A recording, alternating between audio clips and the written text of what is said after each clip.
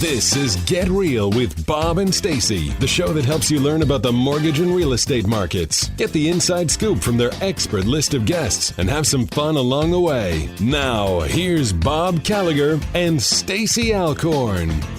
Welcome back. You're listening to Get Real with Bob and Stacy. You're joining us for our Leaders and Legends segment. And our first guest today is Marjorie Goodson, author of the coffee table book, MG.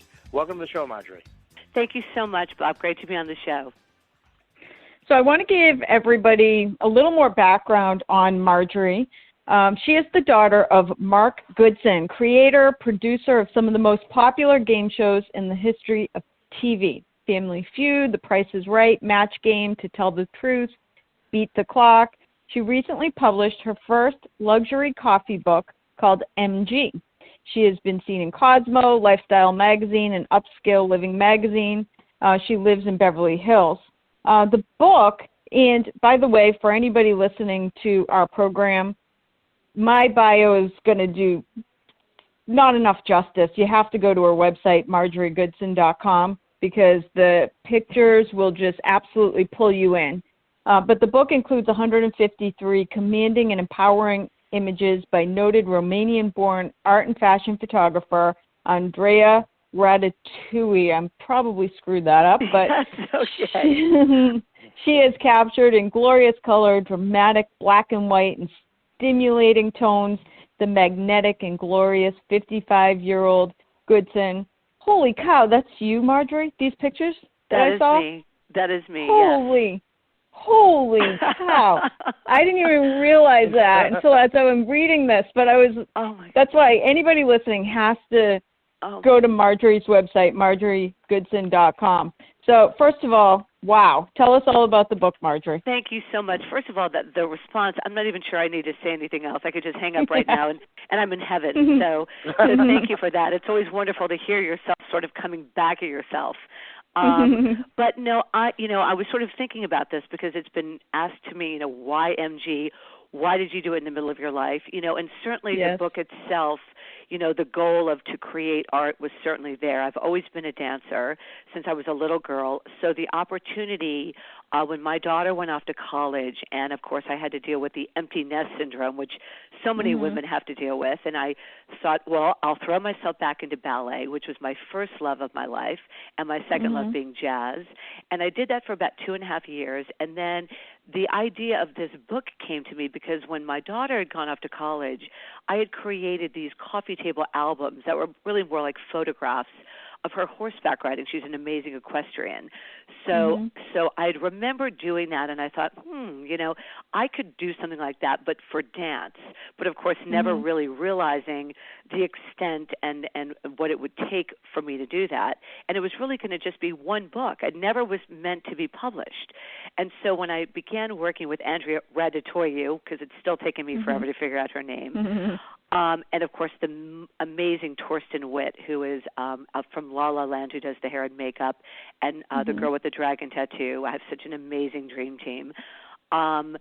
We got together, and this book started to come about of me dancing and doing different images and different types of imagery. I didn't want it just to be dance because at my age, at 50, I'm not a young ingenue anymore. I'm gritty, I'm edgy, I'm provocative, and I think that all comes from just years of living and doing. And so I wanted to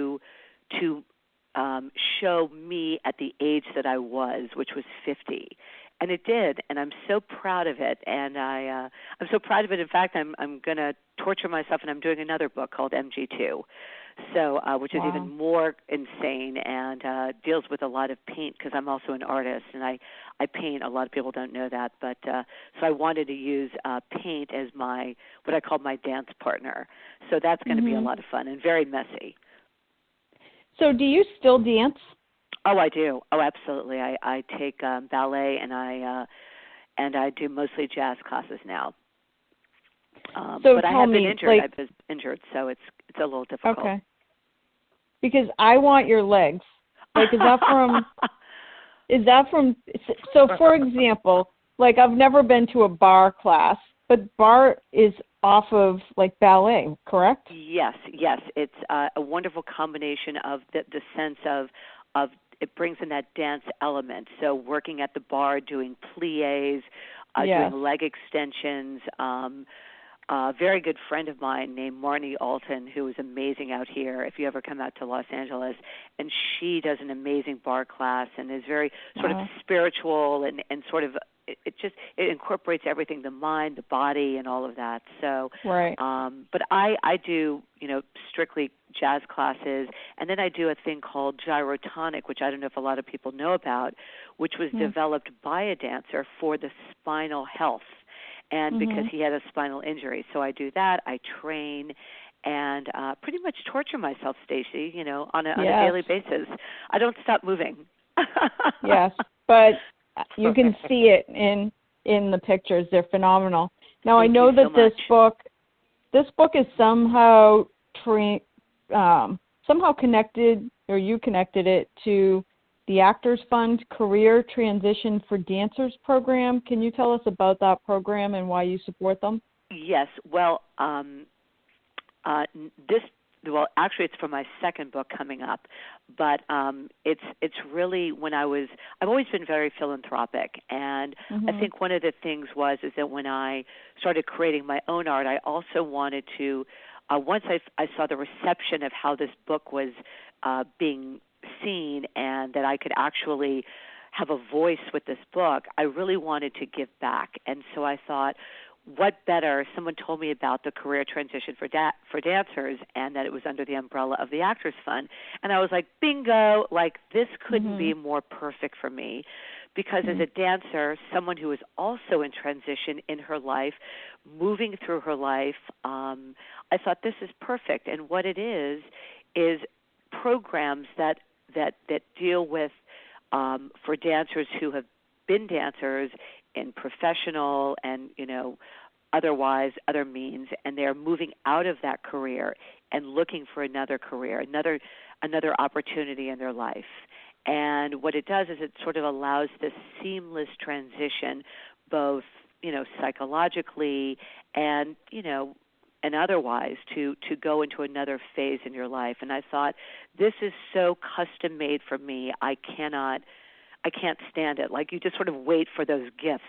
And because you go out and you think, I want to do something that has meaning for me, and that if I talk about it, it's really going to speak to me. And so when someone told me about it, I was like, I'm done. Like, this is just perfect for me. And it really tells me about, where I'm at in my life, because that's what I feel, that I've reinvented my life after my daughter went off to college, and that art never has to stop. Your passion never has to stop, that you can continue at any age, because I say, art has no rule books. There's no oh, I'm 50 now or I'm 60 now, and, you can do it at any age. What does dancing mean to you? And what do you think about, I'm 46 and I've never danced. What do you think about people getting into it later in life? Well, I think that movement, no matter what you do, is important.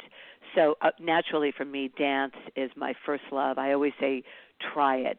Obviously it's difficult to do ballet, certainly, but something like jazz or hip hop is so fun. I'm always like, just get into it. I mean, there's so many different styles now that absolutely, I think any kind of movement is important. And 46, you're a baby, Stacey. Come on, let's it's great. You would love it. You would absolutely love it. And as far as dance, for me, it's my life. It's my breath. It's my oxygen. I can't even imagine not doing it. Right. Now, it looks like you have some really cool locations and all the photography, just looking at the samples that you have on the website. Is there anything significant about each of the locations that you chose? They're significant in that that I wanted something that had sort of a gritty, textural element to them, and so very architectural. So, for example, some of them were downtown, dealing with cement and sort of this edgy, raw, sort of slightly dirty element. Some were at the beach, so you're dealing with rocks and water, but again, very textural, very earthy. loved working in the sand because there's a picture of me literally after I'd been thrown in the ocean, tossed around like I was in the dryer. And I was so tired, and I sort of fell over into the sand, and just out of sheer exhaustion. And Andrea took a picture of me just with my head in the sand and dirty in my hair. And I was like, oh, my God, I'm in love with this photograph because it was so real and so authentic. And I think that was what I wanted to capture in the book, was this gritty, earthy, physical sense. And by going to different places downtown, we were in a warehouse that was slightly raw and edgy. I think we were able to capture that. Wow, absolutely. Just on the pictures that I've seen. And then what about the costumes? Because it looks like every picture has not only a really cool location, but also like a costume theme. Right. Well, some were mine. Some were, just an element of like a shirt. Some I had nothing on. So, I love that sort of what I really wanted to celebrate the body physical. And so I wanted whatever I was wearing to really show the body, but not in a sort of sexy way, but really just from a physical standpoint, that it would allow me to show the work that I had done. Because one of the elements, to sort of backtrack, that it was very important to me as a woman in my 50s, that I needed and I wanted for myself to show that I didn't just wake up one morning and go, oh, I think I'm going to take some pictures, and just throw on these costumes like a circus act, but that there was work behind it, and the body, the muscles, the tone, that was going to be my calling card to say, oh, she's not kidding around here. She really does do this. Like this didn't just happen overnight. She didn't put on some stockings and go to, and just hire someone and say, oh, I'm going to stick my leg up in the air, but that, there's really work behind this. So the costumes were one, like, for example, there's a nod to Broadway, because I've always loved Bob Fosse. I grew up in New York. I grew up around theater, and so there's that picture of me in a jacket with a cigarette and a fedora. Outside, we were actually in an alleyway, and I won't even tell you what that smelled like. That was very scary. But sort of have that sort of backstage, authentic feel to it. So, yeah, it was a fun character development for me. So I think so many women would say to themselves, like, who am I to expose my talents to the world? Like, what does it take for you to push through your own personal limiting beliefs? And any words of advice for other women on just having the confidence to try something or to expose their beauty, their talent to the world? Well, first let me begin by saying that I was one of those women, and I still am one of those women, and that I don't think, even whenever you're pushing your art, that it ever gets any easier, because you're always sort of up in the ante, and that if you do have those butterflies, the fear, that's part of the equation, that to expect to do something that you care about or love, or certainly put yourself out there on the line, is intimidating. It's basically asking of yourself and of the world, accept my art. Will I be good enough? I mean, these are questions that we ask ourselves daily, and they're natural and they're normal.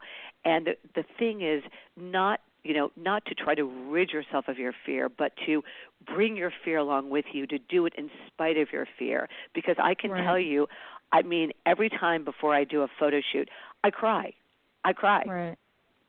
Because it's scary. You just don't know. Will this time will I do the right thing? So that fear is just part of it, and I say go for it.